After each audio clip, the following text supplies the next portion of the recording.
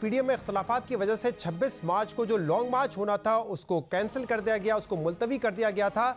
लेकिन आज पीएमएलएन के सीनियर रहनुमा राना सनाउल्लाह साहब ने यह कहा है कि इस्तीफों की वजह से हमें लॉन्ग मार्च को कैंसिल या कॉल ऑफ नहीं करना चाहिए था। उन्होंने ये भी कहा है कि अब जून में जाके लॉन्ग मार्च होगा, यानी कि ईद के बाद लॉन्ग मार्च होगा और बकरा ईद से पहले हुकूमत की कुर्बानी होगी। लॉन्ग मार्च जो कॉल ऑफ किया गया है वो गलत तौर पे हुआ है, उसे हमें जो है वो जारी रखना चाहिए था। गो इस्तीफ़ों के ऊपर अगर इख्तलाफ था भी तो उस इख्तलाफ को जो है वो मौखर किया जाता या उसके ऊपर जो है वो बैठ के कोई फ़ैसला किया जाता। ईद के बाद जो कुर्बानी वाली ईद आने वाली इंशाल्लाह उससे पहले जो है इनकी कुर्बानी करेंगे और इंशाल्लाह ताला पीडीएम जो है वो दोबारा मुनज़्ज़म हो के लॉन्ग मार्च का ऐलान भी करेगी। पीडीएम एक बार फिर मुत्तहद होगी और राना सनाउल्लाह कह रहे थे कि कॉल ऑफ नहीं करना चाहिए था लॉन्ग मार्च। अगर इस्तीफों पे कोई इख्तलाफ था भी तो उसको रिजॉल्व करने की ज़रूरत थी। लेकिन कल हमारे प्रोग्राम में पीपल्स पार्टी के सीनियर रहनुमा चौधरी मंजूर साहब ने यह कहा था कि लॉन्ग मार्च की किसी किस्म की तैयारी थी नहीं। उन्होंने ये भी कहा था कि सिंध में हमने निसार खोड़ों की जिम्मेदारी लगाई, उन्होंने मीटिंग्स की, मुख्तलिफ रीजन्स में गए, मीटिंग्स की, लेकिन पीएमएलएन की जो जिम्मेदारी थी वो उन्होंने पूरी नहीं की, तो लॉन्ग मार्च की तैयारी थी ही नहीं। बतौर एक जिम्मेदार ओहदेदार के मैं ये कहना चाहता हूं कि मुझे बताएं तैयारी क्या थी लॉन्ग मार्च की। लाहौर का जो जलसा था उससे पहले तो पीडीएम की मीटिंग हुई थी। इस लॉन्ग मार्च से पहले कौन सी मीटिंग हुई?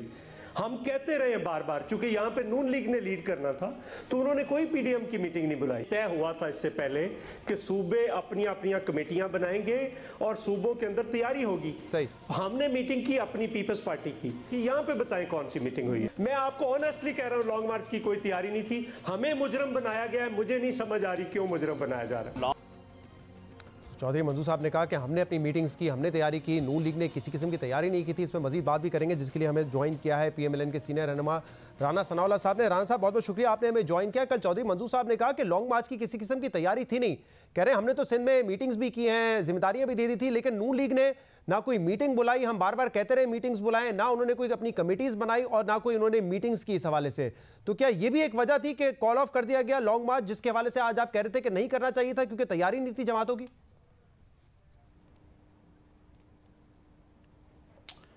ये बिल्कुल कोई नहीं थी मीटिंग। उस मीटिंग में जो पीपल्स पार्टी के लोग वहां मीटिंग में मौजूद थे और जरदारी साहब और मीटिंग में मौजूद थे और जरदारी साहब और बिलावल भुट्टो जरदारी साहब जो वीडियो लिंक पे मौजूद थे, किसी ने भी ये मौक़िफ़ इख्तियार नहीं किया कि तैयारी कम है तो इसलिए थोड़ा इसमें जो है वो टाइम दिया जाए।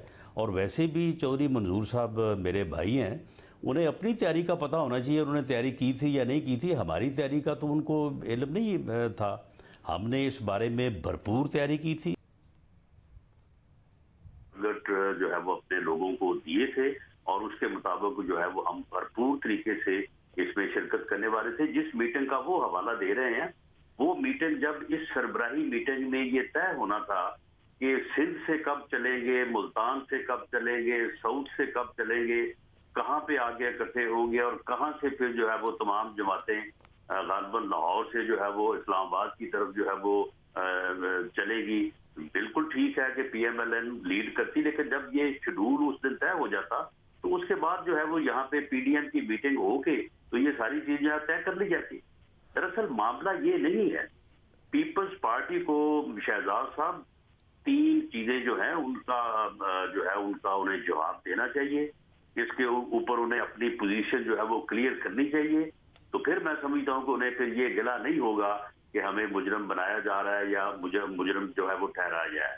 नंबर 1, ये इसमें कोई शक नहीं कि आसफ जरदारी साहब जो है उन्हें ये हक पहुंचता है कि वो जो भी मौक़िफ़ इख्तियार करना चाहे इस्तीफों से मुतल्लिक़ या लॉन्ग मार्च से मुतल्लिक़ इख्तियार करना चाहे इस्तीफों से मुतल्लिक़ या लॉन्ग मार्च से मुतल्लिक़ वो कर सकते हैं और अपनी दलील को जो है वो साबित करने के लिए अच्छे अल्फाज का चुनाव करें या थोड़ा सख्त अल्फाज का चुनाव करें, ये भी चलो उनका हक समझा जा सकता है।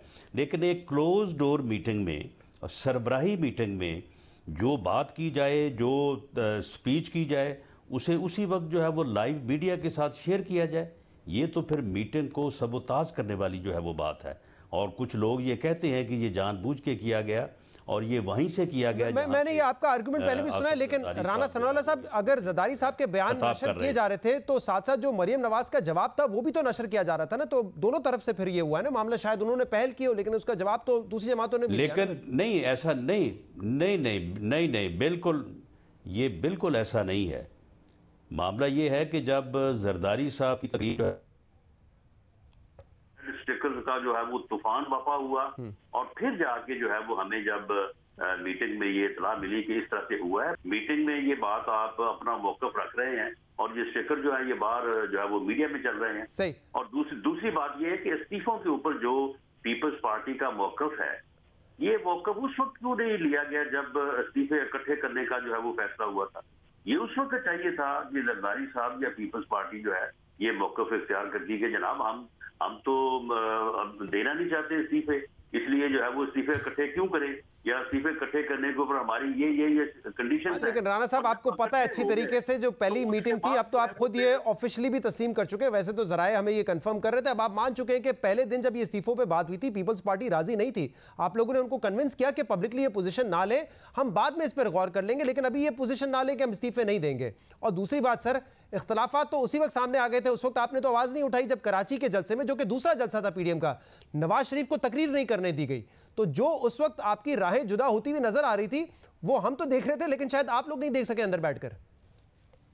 वो तकरीर ना करने वाली जो आपकी बात है ये दुरुस्त नहीं है, और जो इस्तीफे इकट्ठे करने वाली बात है ये बात उससे बात की है जब इस्तीफे इकट्ठे हो गए और पीपल्स पार्टी ने सबसे पहले ये बात की कि जी हमने इस्तीफे जो है वो इकट्ठे कर लिए हैं, तो उसके बाद फिर इस्तीफे इकट्ठे, तो ये फिर बात समझी गई कि इस्तीफे इकट्ठे जो किए गए हैं वो देने के लिए किए गए, और फिर साथ ही जो पीपल्स पार्टी का जो कंसर्न था कि सिंध गवर्नमेंट का या सिंध असम्बली का, उसे भी अकोमोडेट किया गया, और ये बात तय हुई कि पहले कौमी असम्बली से इस्तीफे दिए जाएं और सूबाई असम्बलों से इस्तीफों का जो मरहला है उसे उसके आगे जो है वो रखा जाए।